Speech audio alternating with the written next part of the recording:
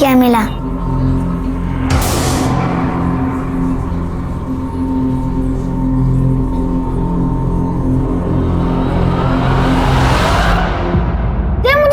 मुझे चाहिए। नहीं मेरा है। ये मुझे चाहिए। मेरी है। पर दे मुझे। मेरी गाड़ी है। मुझे भी मेरी गाड़ी है।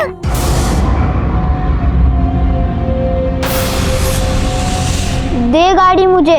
आजकल के बच्चे भी खूब हैं। सेम गिफ्ट मिला इन्हें, लेकिन फिर भी देखो कैसे लगा। गाड़ी। तुम्हारा बेटा देखो कितना ड्रामेबाज है, बड़ा होकर देखना एक्टर बनेगा।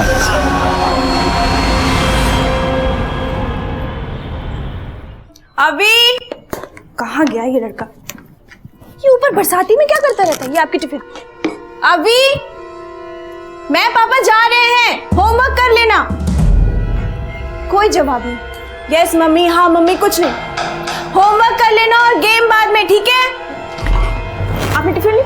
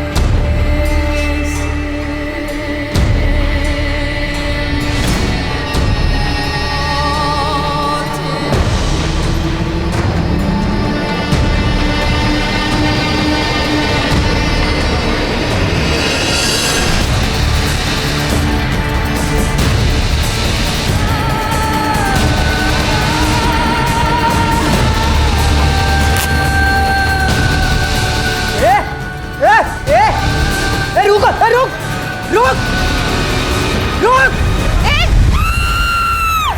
जाओ कंबल लाओ, कंबल लाओ, जाओ।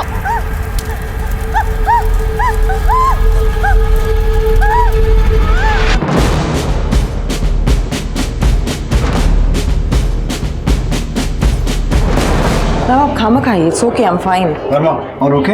ऑल ओके सर, ऊपर से थोड़ा जला है, लेकिन कांस्टेबल पाल के हाथ थोड़ा ज्यादा जले, ट्रीटमेंट चालू है। पेशेंट वो औरत 25% बर्न्स है। लकीली वुंड ज़्यादा डीप नहीं है। थैंकफुली आग टाइम पे बुझा दी गई। जैसे ही उनकी हालत स्टेबल होती है हम उन्हें जल्दी जनरल वार्ड में शिफ्ट करेंगे। आप आगे की इंक्वायरी कर सकते हैं बाद में।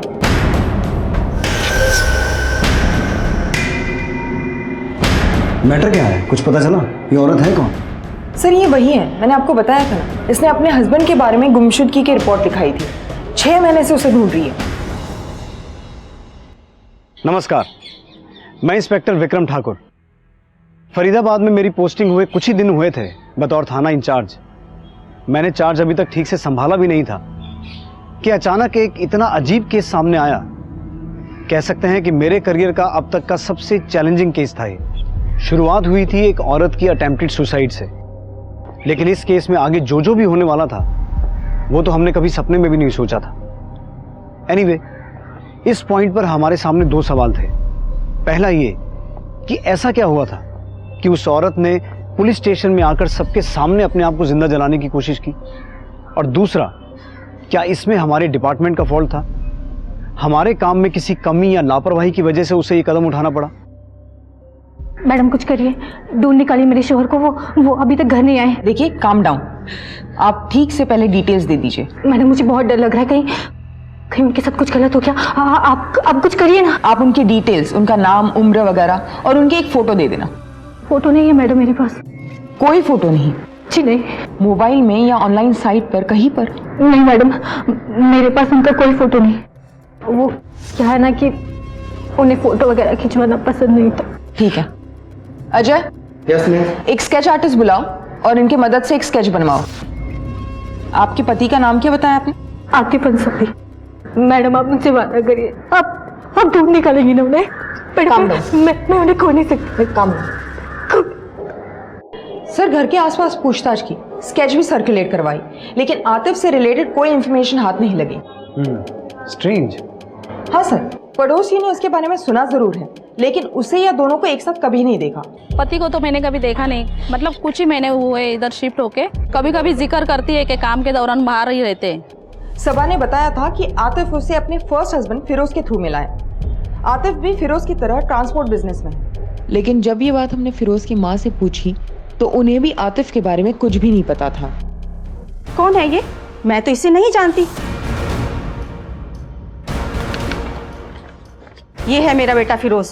1.5 साल हो गए उसे लापता हुए, और वो सबा 2 महीने में ही सब कुछ छोड़ छाड़ कर चली गई। फिर क्या, ढूंढने से भी नहीं मिला। पुलिस ने भी मामला बंद कर दिया। तो ये ऑपरेट कहाँ से करते थे? सर, एज ऑफ सच कोई ऑफिस या शॉप नहीं है इनका, लेकिन सेक्टर 8 में जितने भी ट्रांसपोर्ट एजेंसीज है, गैरेजेस हैं, वहां पूछताछ की। किसी ने भी उस स्केच को पहचानने से मना कर दिया। इस नाम का कोई भी नहीं है यहाँ पर। तो ये आतिफ नाम का कोई आदमी है भी या नहीं? वही तो सर, ना कोई डॉक्यूमेंट्स, ना कोई आईडी प्रूफ, ना ही कोई फोटो। हमको एक्चुअल में ऐसे ही लगने लगा कि कोई है ही नहीं। ये औरत मनगढ़ंत बातें बना रही है, शायद डेल्यूजन का शिकार होगी। एक बार ध्यान से देख लो। मैडम फोटो देखने की कोई भी जरूरत नहीं है। मैंने आपसे कहा ना कि ये फिरोज है, मेरे पहले शौहर। और ये भी लापता हुए थे। हाँ, अब लापता हो गए थे तो हो गए थे, इसमें मेरी क्या गलती है? और आप ये सवाल मुझसे क्यों कर रही है मैडम? अच्छा ठीक है, पानी पियो। आखिरी बार कब देखा था आपने आतिफ को? और आप दोनों के बीच कोई अनबन, झगड़ा? नहीं मैडम, सब ठीक था। मेरे और फिरोज के बीच में कभी कोई अनबन नहीं होती थी। फिरोज या आतिफ, किसकी बात कर रही हो तुम? आपने अभी कहा फिरोज। मैं आतिफ की बात कर रही थी, और फिरोज से मेरा कोई लेना देना नहीं है। उसे गायब हुए तो 1.5 साल हो गया ना, और मेरे शौहर तो अभी गायब हुए हैं। वो तो मिल जाने चाहिए था ना ढूंढने पर। आप कुछ करिए मैडम, मैडम ढूंढ निकाली उन्हें। धीरे धीरे मामला ठंडा भी होने लगा था, लेकिन अचानक ऐसा कुछ कर देगी ये सोचा नहीं था सर।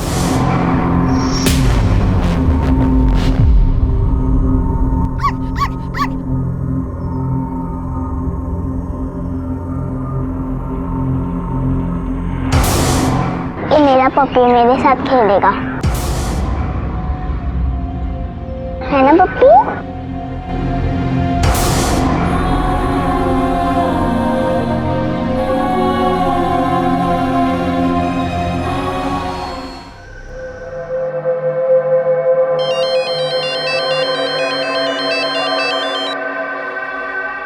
आई डोंट नो कैसी लग रही हूँ, खुद आकर देख लो। आज इतना स्पेशल दिन है और आज भी लेट। जल्दी आओ ना, मैं तुम्हारा वेट कर रही हूँ। Love you. फ्लावर कैसा दिए? 200 रुपए का। ये वाला भी देखा, फ्रेश है ना? हाँ फ्रेश है।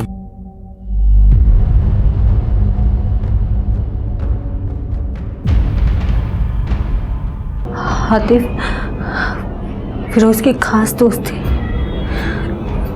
दोनों साथ में ही बिजनेस किया करते थे। इस मामले को पुलिस ने तो बंद कर दिया था, लेकिन हमें ताने देना नहीं। मैंने तय कर लिया था अब मैं इस घर में नहीं रहूंगी। वो तो अल्लाह का शुक्र है कि आतिफ मेरे साथ थे।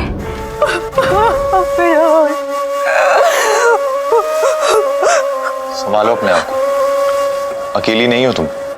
आप हैं एक हौसला, एक उम्मीद है मुझे, वरना सोचो मत, पूरी जिंदगी पड़ी है तुम्हारे सामने, हक है तुम्हारा खुशियों पर। वक्त के साथ मैं और आतिफ बहुत करीब आते गए। लोगों ने हमारे बारे में भला बुरा कहना शुरू कर दिया था। उन्होंने मुझसे कहा कि वो मुझे अपनी बीवी बनाकर साथ रखेगी, इसलिए हम लोगों ने निकाह किया और वो मुझे अपने नए घर में ले गए। कितना टाइम हुआ यहाँ शिफ्ट हुए? 8-9 महीने हो गए होंगे। 8-9 महीने हो गए हैं, लेकिन तुम्हारे किसी भी पड़ोसी ने अभी तक आतिफ को देखा नहीं। मैं डाउट नहीं कर रहा हूँ, तुम जो कह रही हो सही कह रही हो, लेकिन बात सिर्फ इतनी सी है कि अगर तुम चाहती हो कि हम आतिफ को ढूंढें तो तुम्हें सब कुछ साफ साफ बताना पड़ेगा। वो हमेशा अपने आप में रहते थे, कैमरे से दूर भागते थे। फोटो वगैरह खींचना, उससे बातें करना, ये सब पसंद नहीं था उन्हें। आस पड़ोस के लोगों से भी कभी बात नहीं करते थे वो। तो ये सब कुछ तुम्हें कभी अजीब नहीं लगा? आतिफ कहते थे कि तुम और मैं, हम दोनों का एक छोटा सा संसार, अगर दुनिया वालों की नजर हम पर पड़ गई तो हमारे रिश्ते को नजर लग जाएगी। जो प्यार में मैं बचपन से ढूंढ रही थी वो मुझे आतिफ दे दी।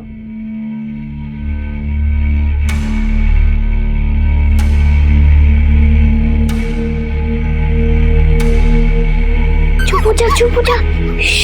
मम्मी डांटेगी, चुप हो जा। चुप हो जा। चुप हो जा।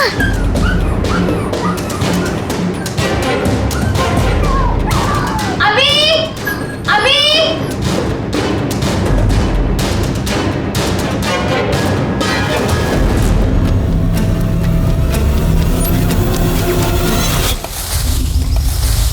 अरे भाई जल्दी जल्दी करो, शाम होने वाली है।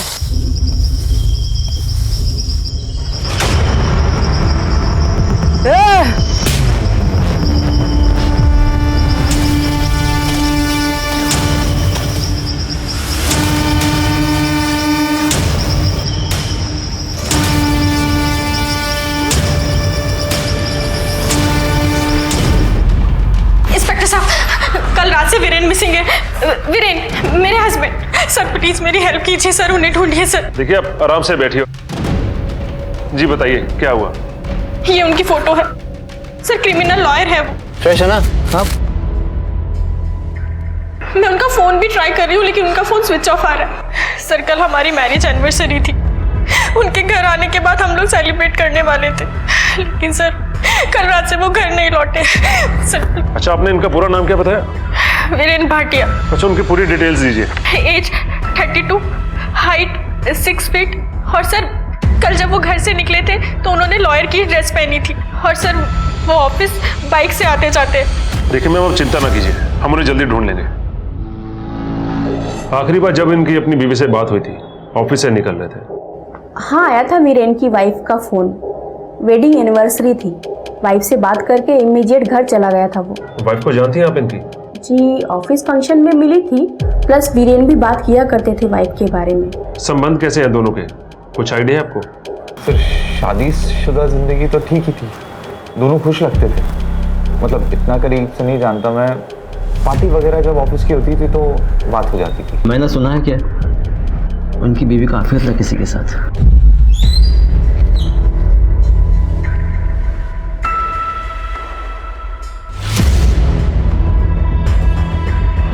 और सिमी से भी दूर रही हो, और फोन मत करना सिमी को, समझा? क्या दीपक और मैं? सर दीपक मेरा बेस्ट फ्रेंड है सालों से, ऑलमोस्ट कॉलेज टाइम से। अफेयर?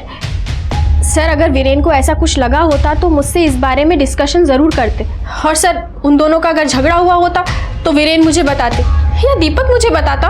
और ऐसा किसी ने कुछ नहीं बताया तुम्हें? बिहेवियर में कोई चेंज वीरेन के? नहीं सर, वीरेन का तो नहीं, लेकिन दीपक काफी टाइम से टच में नहीं है। इनफैक्ट सर मैंने ये बात अभी रियलाइज की, ना कोई कॉल ना कोई मैसेज, कुछ भी नहीं। दीपक टच में नहीं है? वो तो बेस्ट फ्रेंड है ना तुम्हारा, तुमने तो उसे कांटेक्ट करने की कोशिश की होगी। सर मैंने कहा ना आपसे, मैं ये बात अब रियलाइज कर रही हूँ। दीपक को ट्रैवलिंग का बहुत शौक है, सिंगल बंदा है, कभी भी कहीं भी निकल जाता है, जब वापस आता है कॉल करता है, मैसेज भी करता है, और सर फिर हम मिलते भी हैं। यही दीपक का पैटर्न है, इसलिए सर मैंने भी ज्यादा नहीं सोचा। और सर दीपक और मेरा अफेयर सर दीपक मेरे बारे में ऐसा सोच भी नहीं सकता। तो किसी से कोई दुश्मनी, कोई प्रॉब्लम? क्रिमिनल लॉयर है, इतने सारे केसेस, इतने सारे क्रिमिनल्स। सर आपको लगता है क्या कि ये किसी पुराने केस से रिलेटेड है? हाँ, हो सकता है। हमें हर एंगल देखना होगा। और वैसे भी उसे गायब हुए 72 घंटे हो चुके हैं। आपको कुछ भी पता चले तुरंत इन्फॉर्म करना। और ये दीपक कहाँ रहता है? सेक्टर नंबर 24 से मिली बॉडीज की पोस्टमार्टम रिपोर्ट। सर ये deceased number 1, name unknown, age 34-35 years, estimate time of death September 2016। ये deceased number 2, name unknown, age 30 years, estimated time of death October 2017, मतलब 8 महीने पहले की बात। ये डिसीज नंबर 3, एज 32 इयर्स और मौत लगभग हफ्ते भर पहले की बात। सर तीनों केसेस में कॉज ऑफ डेथ सेम है, 9 by 1.5 इंचेस का चाकू जिससे मल्टीपल स्टैबिंग किया है, 0.25 थिकनेस वाला। सर वेपन, स्टैबिंग मैनर और असॉल्ट एंगल तीनों भी केसेस में सेम है। सर बॉडी से आर्टिकल मिला है। कोई बटुआ या आईडी नहीं मिला ना? नहीं सर, बस यही। एग्जामिन करवाओ क्या लिखा है। और इसका डिजाइन भी कुछ अनकॉमन है। लेकिन ये आर्टिकल बॉडी नंबर 1 से मिला है, बॉडी नंबर 2 और 3 से कुछ भी नहीं मिला। ये जो पहला विक्टिम है, पहले विक्टिम को दफन हुए काफी समय हो गया है, इसलिए इसका फेशियल रिकंस्ट्रक्शन मुश्किल होगा। लेकिन फोरेंसिक एंथ्रोपोलॉजिस्ट को इन्वॉल्व करके विक्टिम नंबर 2 के चेहरे को रिकंस्ट्रक्ट करवाओ। सभी बॉडीज की समेटोस्कोपी और समेटोमेट्री की रिक्वेस्ट रेज करो। और ये जो विक्टिम नंबर 3 है, जिसे मरे 1 हफ्ता ही हुआ है, इसके चेहरे का फोटो लेकर इसे डिजिटली एनहांस करवाओ और इसकी फोटो सभी पुलिस स्टेशन में सर्कुलेट करवाओ। हो सकता है इसकी मिसिंग कंप्लेंट कहीं मिल जाए। सर सबा के गुमशुदा पति को ढूंढते वक्त 3 लाशें बरामद हुई हमें, और उस वक्त तो हमें यह भी नहीं पता था कि ये दोनों बातें आगे जाकर जुड़ने वाली हैं। ऐसे केसेस हुए हैं पहले भी, जिसमें कंप्लेंट या इंफॉर्मेशन लेकर आया आदमी खुद किसी भ्रम का शिकार होता है, डिल्यूजनल। इसमें उनकी कोई गलती नहीं है। लाइफ में हुआ कोई ऐसा हादसा या सदमा उन पर ऐसा भारी असर छोड़ जाता है कि जिससे वो कभी उभर ही नहीं पाते हैं। वो जिंदगी भर उसी भ्रम में जीते रहते हैं। कई लोगों को ये यकीन था कि आतिफ अंसारी नाम का कोई इंसान था ही नहीं, वो सबा अंसारी का वहम था। मैडम कुछ करिए, ढूंढ निकालिए मेरे शोहर को, वो अभी तक घर नहीं आए।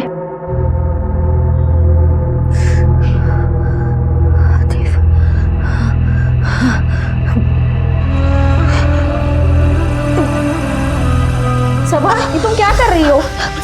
रुको सबा, सबा तुम चल भी नहीं पा रही हो। डॉक्टर, डॉक्टर, डॉक्टर, सबा क्या हो रहा है? सबा ये सब क्या है? वापस जाओ, तुम्हारा इलाज अभी तक पूरा नहीं हुआ है। इनके पास जाओ, मुझे यहाँ नहीं रहना। आप लोग मुझे नहीं रोक सकते।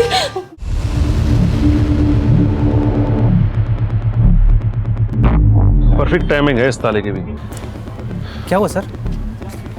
आप जानते हैं इस दीपक को? बात होती है कभी? हाँ सर, सभी से मिलता जुलता है और हमारे साथ कभी कभार क्रिकेट खेल लेता है। तो जानते हैं कहाँ गया हो सकता है? नहीं सर, वैसे तो हमेशा बताकर जाता है और कभी कभार चाबी भी छोड़ देता है, लेकिन इस बार ऐसा कुछ नहीं है। ठीक, इसकी कॉल डिटेल्स लिखवाओ और लोकेशन ट्रेस करो। देखो कि ये सिमी के टच में था कि नहीं। पता चले कि अपने पति को रास्ते से हटा के खुद विक्टिम बनने का नाटक कर रही हो। वैसे कई केसेस में ऐसा होता है। और ये वीरेन, उसके साथ कुछ ना कुछ प्रॉब्लम तो जरूर है। दीपक पर नजर रखो और किसी को सिविल ड्रेस में उसके घर के बाद तैनात करो। हमें वीरेन को जल्दी से जल्दी ढूंढना होगा। और हाँ, वो वीरेन कहा तो जगदीश को लाइन अप किया? जी सर। सर हाँ, उसकी फोटो। फॉरेंसिक से कोई अपडेट? सर अभी तक तो कुछ नहीं। पीएसआई अनीता वर्मा ये। ओके, मैं आपको थोड़ी देर में अपडेट करती हूँ। सिमी भाटिया को जल्दी से कांटेक्ट करो, उसे आना पड़ेगा बॉडी आइडेंटिफाई करने के लिए। सर गुरुग्राम थाने से पीएसआई अर्जुन सिंह का फोन था, वो एक मिसिंग केस हैंडल कर रहे हैं। जो फोटो हमने सर्कुलेट करवाई थी बॉडी नंबर 3, उनका कहना है वो शायद वही होगी। वीरेन भाटिया पेशे से लॉयर है। वीरेन भाटिया? दीपक मुझसे नहीं होगा, I can't. Mrs Bhatia, I understand, मुश्किल है लेकिन करना पड़ेगा, जरूरी है।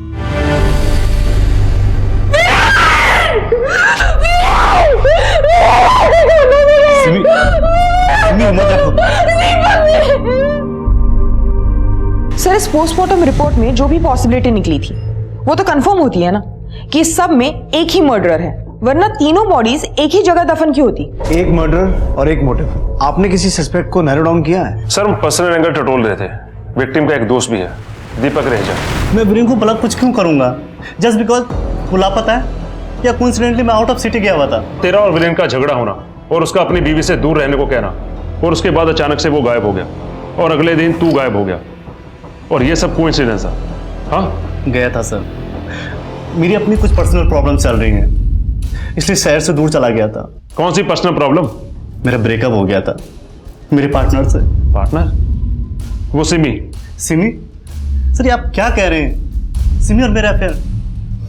इम्पॉसिबल। क्यों? बिकॉज आई एम की। क्या? मेरा एक बॉयफ्रेंड है, आई मीन मेरा एक बॉयफ्रेंड था, हम दोनों का ब्रेकअप हो गया है। इन सब बातों से परेशान होकर मैं आउट ऑफ सिटी चला गया था और जिस झगड़े की आप बात कर रहे हैं ना सर, वो भी इससे जुड़ा हुआ है। मैं जो हूं वो हूं, ये मेरी पर्सनल चॉइस है। कौन सी चॉइस? ये नपुंसक बनने की चॉइस? बकवास बंद कर। हट, तू बीमार है समझा? इलाज करवाओ अपना और फोन मत करना सिमी को, समझा? और सर जिस फोन कॉल की आप बात कर रहे हैं ना, जो कॉल मैंने सिमी को किया था सर, मैंने उसे ये बताने के लिए कॉल किया था कि मेरा ब्रेकअप हो गया है। पर जब उसने कॉल उठाया तो वो अपनी एनिवर्सरी को लेकर इतनी एक्साइटेड थी कि मैं उसे कुछ बता भी नहीं पाया। मुझे लगा खाम वो परेशान हो जाएगी। मैंने बस उसे एनिवर्सरी विश किया और फ़ोन रख दिया और अगली सुबह मैंने अपना बैग पैक किया और दूर शहर से चला गया, अपना फ़ोन भी स्विच ऑफ कर दिया। सर हमें लगा दीपक का वीरेन की बीवी के साथ अफेयर है, लेकिन सर हमने वेरीफाई किया ऐसा कुछ भी नहीं है। सर ये जो दीपक है वो गे है और उसका एक बॉयफ्रेंड भी था। सर वीरेन को जब दीपक के बारे में पता चला तो उनमें काफी गाली गलौज हुई, लड़ाई झगड़ा हुआ और वीरेन ने उसे काफी ह्यूमिलेट भी किया। ह्यूमिलिएशन? वीरेन को मारने का मोटिव तो मिलता है, लेकिन बाकी के दोनों को क्यों? अनलेस दीपक इन दोनों को भी जानता हो और इन दोनों ने भी दीपक को इंसल्ट किया हो या किसी वजह से उकसाया हो। सर लेकिन यहाँ क्यों? फरीदाबाद में क्यों? वो तो उसे गुरुग्राम में मार के ही दफन कर सकते थे। दीपक का फरीदाबाद से कोई कनेक्शन? अभी नहीं तो 1.5 साल पहले का, जब इस पहले विक्टिम को मारा गया था। नहीं सर, हमने उसकी पर्सनल हिस्ट्री चेक की। बेसिकली वो मुंबई से है, यहाँ लॉ करने के लिए शिफ्ट हुआ था। लेकिन सर 2 सस्पेक्ट्स और भी हैं, 2 क्रिमिनल्स जिनको वीरेन ने सजा दिलवाई थी। सर दोनों कुछ महीने पहले सजा काट के बाहर आए।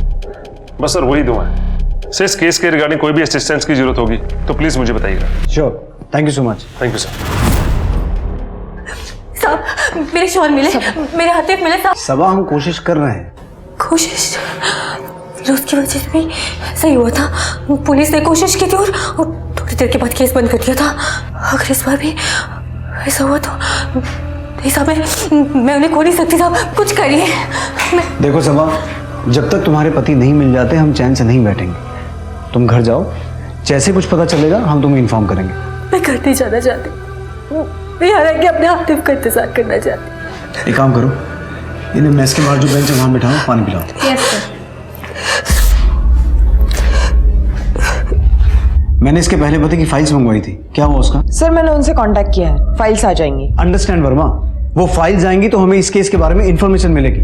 अगर बाई चांस सबा ने उन फाइल्स में अपने पहले पति के बारे में वही सब बताया है जो अभी वो अपने दूसरे पति के बारे में बता रही है, तो हमें ये समझ में आएगा कि एक पैटर्न है जिसे वो बार बार फॉलो करती है और आतिफ अंसारी नाम का कोई इंसान है ही नहीं। और अगर ऐसा नहीं है तो हमें ये समझ में आएगा कि बार बार सबा को टारगेट किया जा रहा है।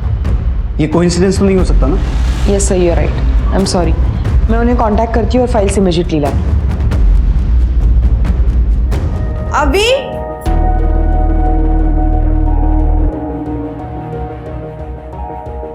अभी ये ऊपर ही होगा, पता नहीं ऊपर बैठ के क्या करता रहता है। अभी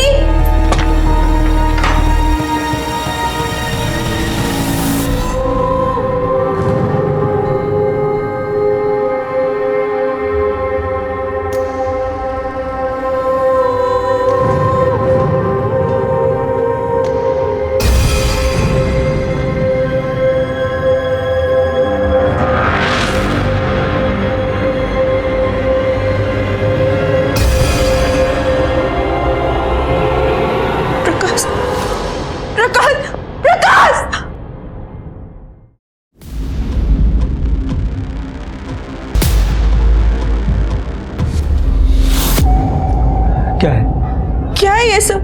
मैंने तुमसे पहले ही कहा था, अभी किसी से दोस्ती नहीं करता, कहीं बाहर खेलने नहीं जाता। तुम्हें अजीब नहीं लगता ये सब? कहीं हमारा अभी उसकी दिमागी हालत। क्या बकवास कर रही हो तुम? पागल हो गई हो? ये सब मुझे टाइम पास के लिए किया होगा। कोई प्रॉब्लम नहीं है उसके साथ, कोई फेज होगा, और ऐसे फेज सभी गुजरते हैं। इतना बवाल करने की क्या जरूरत है? विकास, मैंने कभी किसी बच्चे को ऐसे करते नहीं देखा है। फिर वही अभी नॉर्मल है, दूसरे बच्चों की तरह। माँ हो या दुश्मन, ये सब सोचोगी ना तो डीमोरलाइज हो जाएगा। और तो और बाहर के लोग क्या सोचेंगे? पागल कहेंगे। इस टाइम रह जाएगी जिंदगी भर के लिए। लुक, तुम उससे कुछ मत कहना, मैं उससे बात करता हूँ, सब ठीक हो जाएगा। ओके?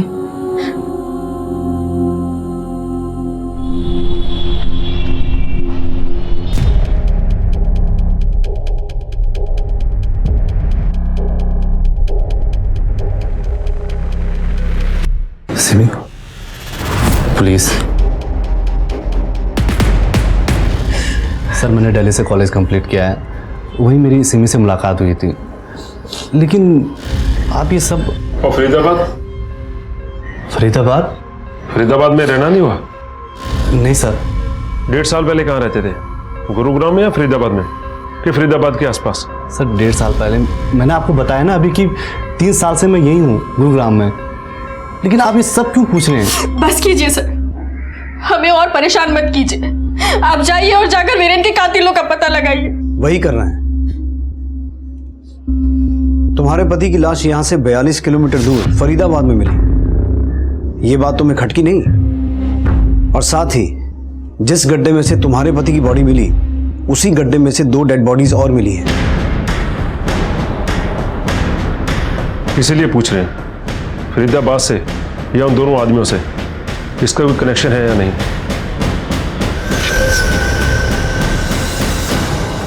सिंह, तुमने जिन 2 क्रिमिनल्स के बारे में बताया था जिनकी वीरेन से दुश्मनी हो सकती है, क्या नाम थे उनके? विनय कांत एंड जगदीश। उन्हें तोड़कर देखो, हो सकता है उनमें से किसी का कनेक्शन बाकी मिली 2 डेड बॉडीज में से किसी के साथ हो। माना 1.5 साल पहले वो जेल में थे, पर इन लोगों के कनेक्शन अच्छे खासे होते हैं, किसी और से मर्डर करवाया होगा। जेल से निकलने के बाद कहाँ कहाँ गए, क्या क्या किया, सब कुछ पता करवाओ। और जहाँ जहाँ गए उन एरियाज में अगर कोई गुमशुदगी के या अनसॉल्व मर्डर केसेस हैं, सब कुछ ढूंढ निकालो। उनमें से एक बंदा वही है फरीदाबाद में, जगदीश पंडित। अच्छा जी सर। वर्मा, फंसाइए हमको, हम तो खड़े हैं कि हमको कोई फंसाए। हमारा तो जन्म हुआ इस पृथ्वी पे कि एक मामले में से फंस के निकले तो दूसरे में फंस जाए। मैं जितना पूछ रही हूँ। क्यों पूछ रही?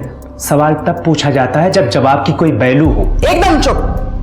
देख, जहां पर वो बॉडीज मिली है ना, वहां पर तेरा मोबाइल क्रैक हुआ है। अब तो चुपचाप बोलेगा या? था, मैं वहां था, आपके हिसाब से मैं वहां था। फिर क्यों थे, क्या कर रहे थे? मैं अगर कुछ बोलता हूं तो आपको कोई फर्क पड़ेगा? आप कहेंगे कि मैं मंगल ग्रह में था तो ठीक है, क्योंकि कोर्ट में तो आपकी सुनी जाएगी। हम तो कह रहे हैं ना, हमारा जन्म इसलिए हुआ है कि हमको कोई फंसा दे। पागल आदमी है सर। कॉल रिकॉर्ड्स के मुताबिक जगदीश 1 हफ्ते पहले वही था जहां पर बॉडीज बरामद हुई। वीरेन की वजह से पहले ही अंदर जा चुका था। जब असली मर्डरर ने अपना गुनाह कबूल किया तो कोर्ट रूलिंग रिवर्स की गई। छूट तो गया, लेकिन सबसे पहले जाके वीरेन को धमकाया। बस यही, बाकी दोनों से उसका कोई कनेक्शन नहीं है।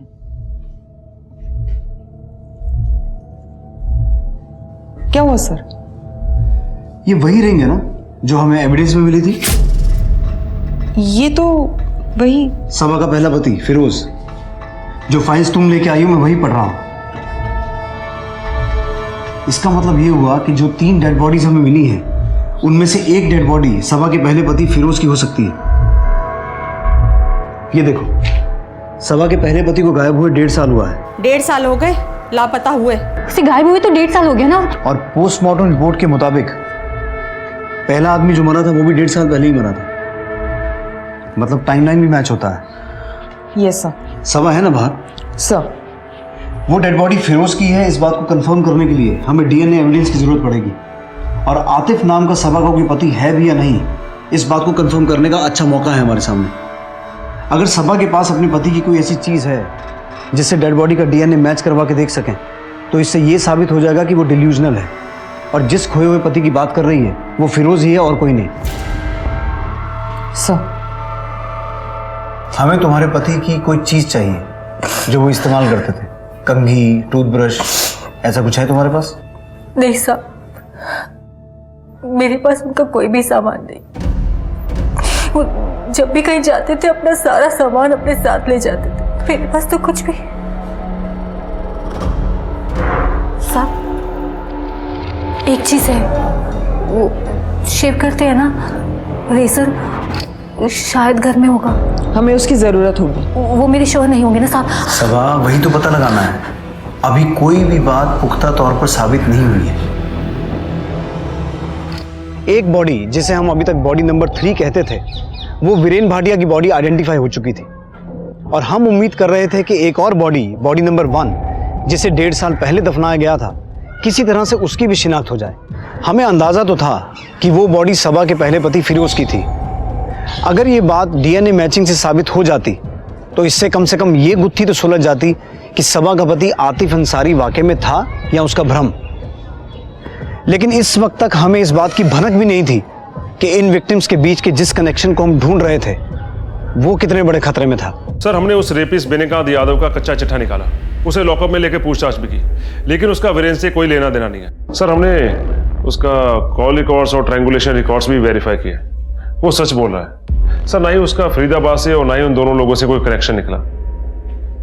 अब एक ही उम्मीद बाकी है सिंह, अगर ये कंफर्म हो जाए कि सबसे पुरानी डेड बॉडी सबा के पहले पति फिरोज की है तो हमारा काम। Sir, DNA reports no match. जो रेजर सबा ने दिया उससे जो डीएनए मिला वो बॉडी नंबर 1 से नहीं मैच करती। इसका मतलब है सबा के साथ फिरोज के अलावा वाकई में कोई रह रहा था जिसका वो रेजर है। सर, यानी आतिफ अंसारी नाम का आदमी वाकई में उसका पति हो सकता है। यानी आपका अंदाजा सही निकला, सबा सच कह रही थी। सबा आतिफ के बारे में सही बोल रही थी, ये तो इस केस का एक एंगल है। लेकिन वो बॉडी नंबर 1, ये कंफर्म करना कि वो बॉडी फिरोज की ही है बहुत जरूरी है। एक काम करो, सबा को लेके आओ। साहब, फिरोज की तो कोई भी चीज़ मेरे पास नहीं है।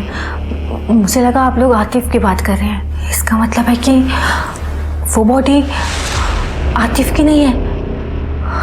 मतलब मेरे आतिफ अभी भी सही सलामत है, वो जिंदा है। ये बात सही है कि वो लाश आतिफ की नहीं है, लेकिन इससे ये साबित नहीं होता कि आतिफ सही सलामत है। मैं तुम्हें कोई झूठी तसल्ली देना नहीं चाहता। अब मुझे ये बताओ कि तुम्हारे पास फिरोज की कोई भी चीज़ नहीं है? नहीं साहब, मेरे पास फिरोज का कोई भी सामान नहीं है। लेकिन हाँ, उनकी अम्मी, फिरोज का कोई तो सामान उनके पास होगा। ठीक है, तुम जाओ, कुछ पता चलेगा तो बताते हैं।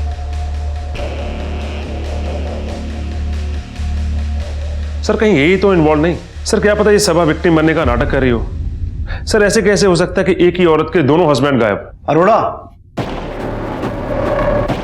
सर एक काम करो, सबा ने जो रेजर दिया था उसे बॉडी नंबर 2, जो 8 से 9 महीने पुरानी है, उसके डीएनए के साथ मैच करवा के देखो। वर्मा, तुम फिरोज की मां से फिरोज का डीएनए सैंपल ऑब्टेन करो। अगर बॉडी नंबर 1 फिरोज की है और बॉडी नंबर 2 आतिफ की निकलती है तो देखना यह भी है कि इन दोनों का वीरेन के साथ क्या कनेक्शन है। Okay sir.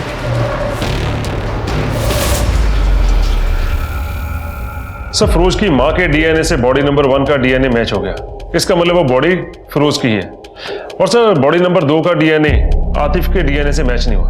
इसका मतलब वो किसी और ही की बॉडी है, जो अभी तक इस केस में सामने नहीं आया। सर, अब क्या सबा और सिमी के बीच कोई लिंक है? सर, हमें सबा और आतिफ से जुड़ी और भी इंफॉर्मेशन निकालनी होगी। सर, आतिफ का कुछ ना कुछ बैकग्राउंड तो जरूर होगा। सबा और सिमी दोनों एक ही एज की हैं, दोनों की फैमिली वगैरह कुछ नहीं है। करेक्ट। बेसिकली इन दोनों का प्रोफाइल एक जैसा है। एक डेड बॉडी फिरोज की है, दूसरी डेड बॉडी वीरेन की है। और डीएनए रिपोर्ट से यह साबित हो चुका है कि तीसरी डेड बॉडी आतिफ की नहीं है।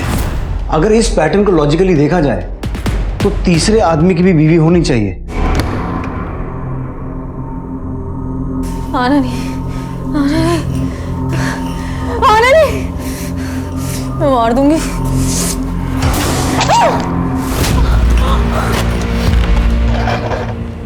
मुझे लगता है हम अभी तक इस केस को गलत एंगल से देख रहे थे। मर्डर के निशाने पर फिरोज या वीरेन नहीं, सबा और सिमी थे। हमें उस तीसरी औरत को ढूंढ निकालना होगा, इससे पहले कि वो सीरियल किलर किसी और बेगुनाह को अपना निशाना बना। तुम? हाँ, बस एरिया में था, सोचा खबर लेता चलूं। अच्छा, आओ ना, अंदर आओ, बैठो। थैंक्स।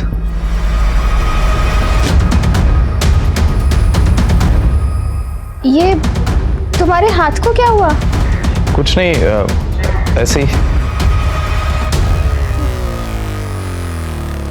इन आदमियों को ध्यान से देख के बताओ, तुमने इन्हें कभी देखा? जी नहीं। इनको कभी आतिफ या फिरोज के साथ देखा हो? सबा, मुझे आतिफ के बारे में सब कुछ बताओ। मुझे जितना पता था मैं आपको पहले ही बता चुकी हूँ। मैंने आपसे कहा ना कि आतिफ हमेशा हमेशा अपने आप में रहते थे। जब जब मैं आतिफ के स्केच को देख रहा हूं, मुझे ऐसा लग रहा है कि मैंने इस आदमी को कहीं देखा है और हाल फिलहाल में ही देखा है। धीरज रखो सिमी, तुम अकेली नहीं हो, मैं हूं ना। तुम मुझे शुरू से बताओ, तुम आतिफ को पहली बार कहाँ मिली थी, कैसे तुम्हारा मिलना जुलना बढ़ा, कैसे उसने तुम्हें शादी के लिए प्रपोज किया, सब कुछ। फिरोज के साथ ही मैं आतिफ से पहली बार मिली थी। आतिफ की सालगिरह पर हम लोग होटल में खाना खाने गए थे। उसके बाद हमारी मुलाकातें बढ़ती गई और फिरोज के गायब होने के 2 हफ्तों बाद आतिफ ने मुझे पहली बार बताया कि वो मुझे पसंद करते हैं। और उसके बाद जब पुलिस ने केस बंद कर दिया तो। 1 मिनट, क्या कहा तुमने?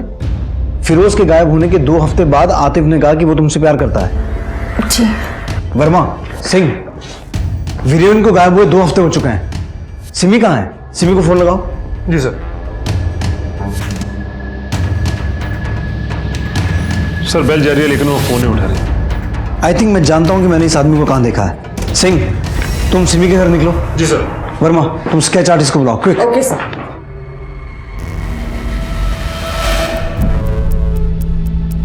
थोड़ी बाल ऐड करो, आईब्रोज बना थोड़े थिक, और इसकी पगड़ी बना। ये तो उस दिन वीरेन के चौथे पे मौजूद था। क्या नाम था इसका? अम्बरीश, राइट? सब ठीक हो जाएगा। क्या ठीक हो जाएगा? अपने ठीक होने के लिए अब बचा भी क्या है? मेरे तो सब कुछ भी नहीं थे, कोई फैमिली भी नहीं है। मैं वीरेन के बिना बिल्कुल अकेले हो गई हूँ, बिल्कुल अकेले। अकेली नहीं है, हम सब हैं आपके साथ। आपको कभी भी किसी भी चीज की जरूरत पड़े, मन हल्का करने के लिए अगर आप बात। लो, तब तक चाय पी लो, जरा में आराम मिलेगा। आप सभी लोगों का बहुत बहुत धन्यवाद, आप लोग यहाँ आए।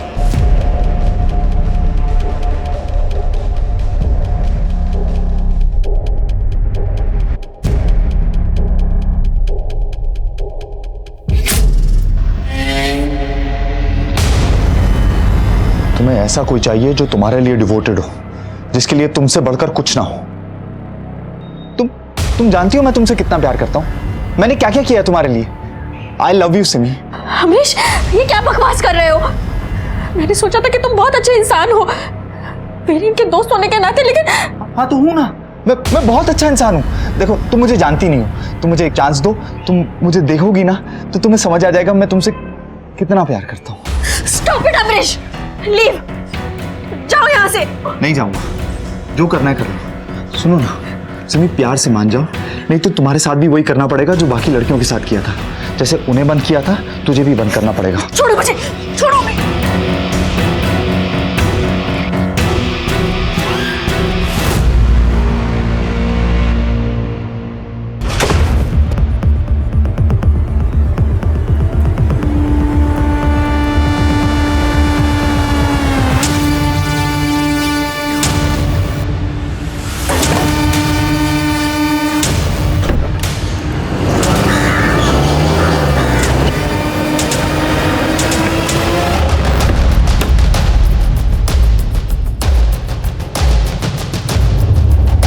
तुम जल्दी से पिछली तरफ देखो।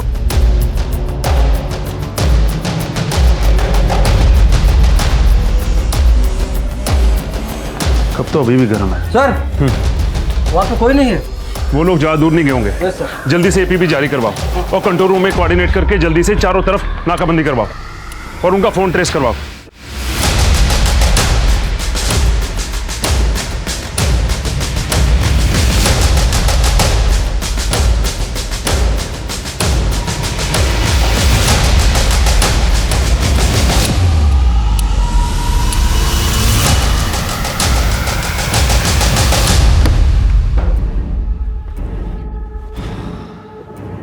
हो गया? कर दिया ना सब खराब? क्या क्या सपने देखे थे? हाँ, प्यार देना चाहता था ना, प्यार लेना चाहता था। उस सबा को देखो, कितनी अच्छी है वो, प्यार की असली कीमत जानती है वो। सिमी, सिमी उठो ना, सिमी।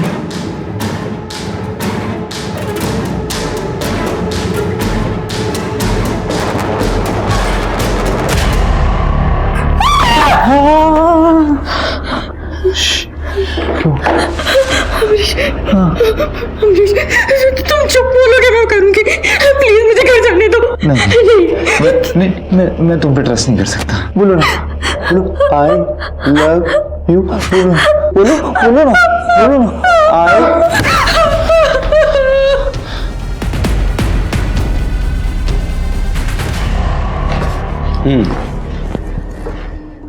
तो प्यार हो गया तुझे सबा, सिमी, पायल से?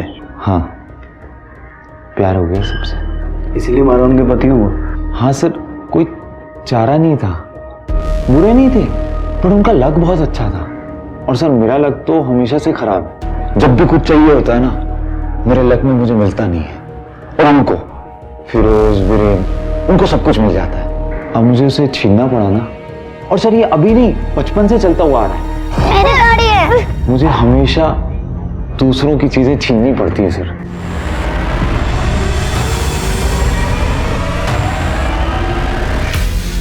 सबा को पहली बार देखा ना, तो मुझे प्यार हो गया। तो मैं अभी से आतिफ बन गया। सब कुछ अच्छा चल रहा था सर, मैं और सबा। सर फिर मैं पायल से मिला, फिर पायल से प्यार हो गया। और फिर तुझे सिमी से भी प्यार हो गया?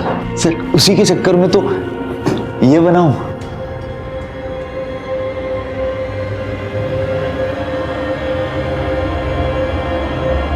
सर वो सिमी तो पटी जाती, आप लोग आ गए, थोड़ी देर और करते ना तो मैं उसे समझा देता, वो समझ जाती कि मैं उससे कितना प्यार नहीं, तेरा पागलपन है ये। अब इसी पागलपन के चलते जिंदगी भर जेल में सड़ेगा तो।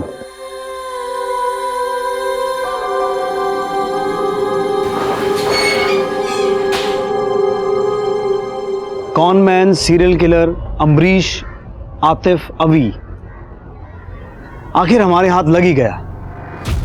कोई भी रातों रात गुनाहगार नहीं बनता। अभी को भी एक मर्डरर बनने में समय लगा, और ये सब कुछ उसके माँ बाप के सामने हुआ। अगर उसके माँ बाप समय रहते उसे रोक देते तो फिरोज, वीरेन और पायल के पति सौरभ की जान बच जाती।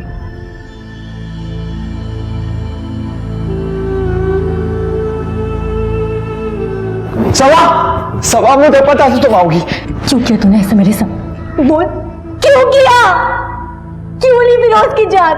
क्यों मारा उसे? तेरे लिए मैंने अपने आप को जला दिया। वो जानता रे, वो सब बातें सब झूठी थी। क्यों किया? बोल, क्यों?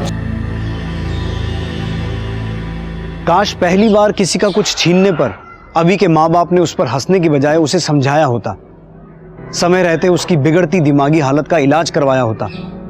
काश सबा का प्यार इतना अंधा ना होता तो ये सब कुछ होता ही नहीं। आपकी फैमिली के लोगों में, आपके आसपास आपको कोई भी ऐसी अजीब चीज नजर आए तो आंखें बंद मत कीजिए, मुंह मत मोड़िए, उसे ध्यान से देखिए, समझिए, और अगर जरूरत पड़े तो आवाज उठाइए, सवाल कीजिए। कल आपकी यही सतर्कता कई जाने बचा सकती है। अब मैं इंस्पेक्टर विक्रम ठाकुर आपसे विदा लेता हूं। आपसे जल्द मुलाकात होगी एक नए केस के साथ। तब तक देखते रहिए क्राइम पेट्रोल 10 तक। मकसद बताना नहीं, बचाना है।